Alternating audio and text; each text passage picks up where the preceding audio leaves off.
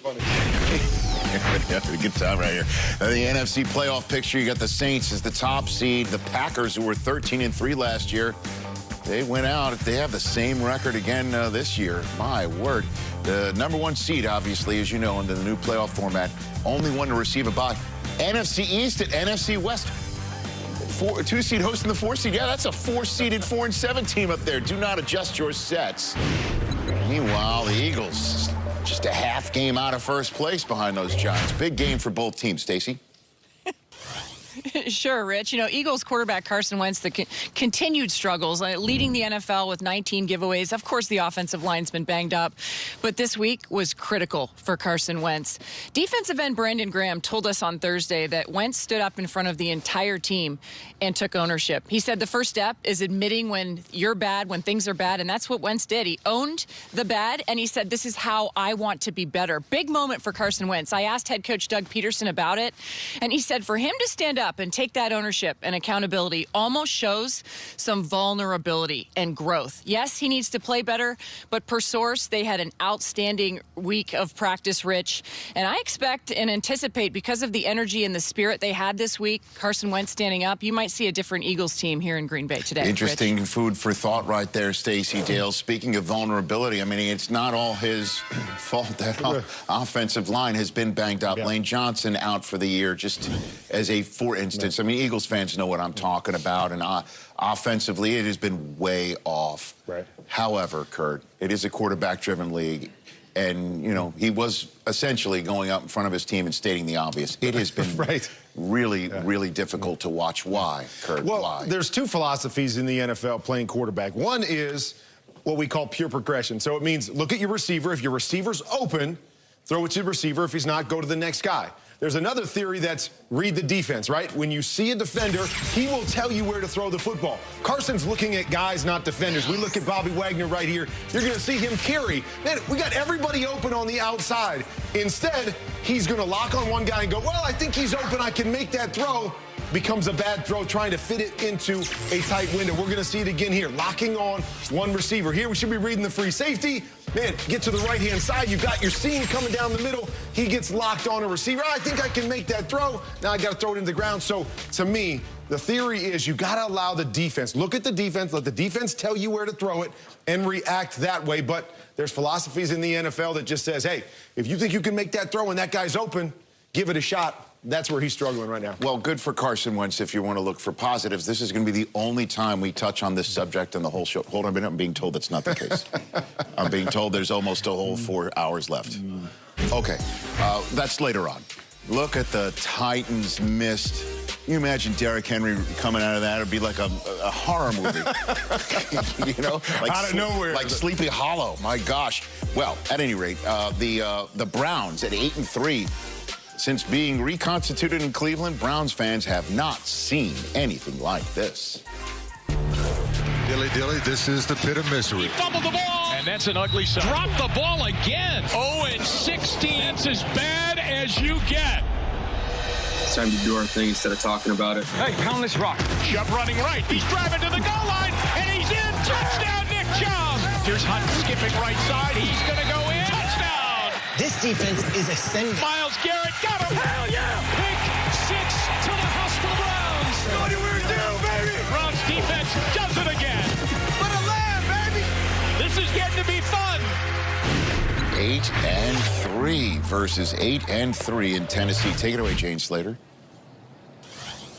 Rich, we are talking playoff hopes for the Cleveland Browns, something long-suffering fans haven't experienced since 2002. In fact, they are off to their best 11-game start since 1994, and giving them the best chance against this Titans offense is their pass-rushing beast, Myles Garrett, and he's got some fresh legs this week. He spent 2 weeks on the COVID IR list, and on him, Derrick Henry said he's a game wrecker. Titans head coach Mike Vrabel said he reminds him so much of a guy a lot of people might know in this league, Simeon Rice. But it's unclear how much we're going to actually see Ryan Tannehill passing this thing. As we've talked all morning, Rich, this is a game that's going to rely heavily on the run game. Rich? Well, a game has an SEC feel in the NFC, AFC South and North. You bet. We've seen these two face off in the SEC, Derrick Henry and Nick Chubb, back in 2015. Henry had 148 yards in a score. Chubb 146 yards in a score. Henry's team won 38-10 that day. And Derek went on to win the Heisman Trophy and the national championship. Running backs. About the running game in this game, Steve. All right. Well, 8-3, Irv. Yeah. Cleveland Browns against the 8-3. I hope that fog sticks around for a while. That'll be fun to watch. All right. Two-run teams. Who has the better backfield? Coach, listen, I love what Chubb and Hunt does. But for me, this thing's about moments and results. Now, the results, Chubb and Henry gives you that. Last week, Chubb had 144. Derrick Henry had 178. So since 2018, Chubb has 16 100 rush yard games. This man right here, he has 15. They're first and second. But the moments are what this dude gives you. The moments. Did you see what he did to that grown man named Josh Norman when he said, get out of here? That's a moment. You tell me, did you see these walk-off home runs? These are walk-off home runs. Game over. Those are moments. I love Chubb, but he doesn't have moments like Derrick Henry has. That's why I'm taking Derrick Henry. We educate here, Rich. You have to have moments if you're a running back, all right? Moments, but you know everybody. These two guys right here, you know, Nick Chubb, he's second to him, right, in rushing. That guy right there, Kareem Hunt, you know what? He has led the league in rushing, too, in 2017. 161 yards for one team, 158 for the other. Two rush. But I like two guys in case one guy gets a little tired from running up and down the field. Then you got Kareem Hunt to go in there and give him a blow. So, you know, this is two guys I've always liked, two capable guys. This is going to be a great game. Rich, this is going to be a great game. Let's have a moment over here. Moments are called GCP. Will you get this right? GCP. Come on, man.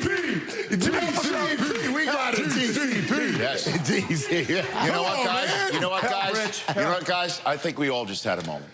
Right here. I think we all just had a moment. Hope you're having a moment. Storyline. Actually, it's week 13 storylines because we've got 2 on Monday and 1 on Tuesday, and we have, again, 7 early, 4 late, 1 Sunday night on NBC between Chiefs and Broncos. Which one is on your radar screen, Steve? Well, Rich, we have a transfer of power wattage. All right. You know what? The Steelers are undefeated, right? They're pursuing perfection. Well, I want to focus just on that defense because the guy named T.J. Watt leads the league with 11 sacks, 33 quarterback hits. He's on pace for 16 and 48. And you know what? Those numbers, they were only hit twice in the history of our league by his older brother, J.J. Watt. And both of the times he did it, he was a Defensive Player of the Year. We'll see if T.J. Watt can keep this up, and maybe he, too, will be the Defensive Player of the Year. Kurt? I like it. He's playing good football. And for me, it's the self-proclaimed Warner Bowl. It's Rams, Cardinals, huge NFC West battle, and two teams that have just kind of been inconsistent lately. The Rams 2-2 in their last 4. The Cardinals 1-3. We know both of these teams are fighting for a playoff spot, and since Sean McVay's been there, it's really been all Rams, no Cardinals. Got my eye on both of these young quarterbacks that have struggled in certain areas. Mooch and I are going to put him in Warner's corner a little bit later, but can't wait to watch the Warner Bowl today. He dropped it twice, and nobody said a word. The self-proclaimed Warner Bowl. Self-proclaimed. And then he said the Warner Bowl today. And nobody said, if I had done something like that, oh, my God, Michael, you promoting yourself again? I'm just some of us only do it every once in a while. We don't do it every time we speak, so we can get away with it. And then the one time you do it, you drop a 2-timer in there. Okay, so that really counts 2, not just 1. But we know as we go to the final quarter of the season, guys, we always hear you want to be playing your best football. You want to be playing your best football. And the Baltimore Ravens, who are playing my Dallas Cowboys. Dallas Cowboys. We're playing my Dallas Cowboys on Tuesday, are in a must-win situation. Can you imagine? Think about this. 2020 has been a trying year for a lot of people, a lot of us, but certainly for the Baltimore Ravens. They were 14-2 last year. Right now, they sit at 6-5. Number 1 seed last year. Right now, you're not even in the playoffs. You have to win out, and they can win out. And we'll talk about all of that through the rest of the show, but this is a must-win. Hold on. Am I reading between the... Are you saying the Dallas Cowboys are the get-right game for the Ravens? Yeah. Just say it, Irvin. I didn't say that. The Cowboys are the get-right game. He just said that. We didn't say that, did we, buddy? No, we didn't say that. We didn't say that. We're just saying. The Cowboys have become the Start with the Cowboys today. I heard it. Oh, man. Wow, Irv. You did not hear That's how we start week 13. Week 13, which I can't believe it's week Baker's dozen. And the Browns are 8-3. Taking on an 8-3 Titans team. Oof. The reason why it's a must-win game in your get-right game for the Ravens is because they're looking up at the team that they boat raced in week 1. The Browns have won 8 of 10 since losing that week 1 game in Baltimore, who they have in a couple weeks. It's a big game for the Cleveland Browns.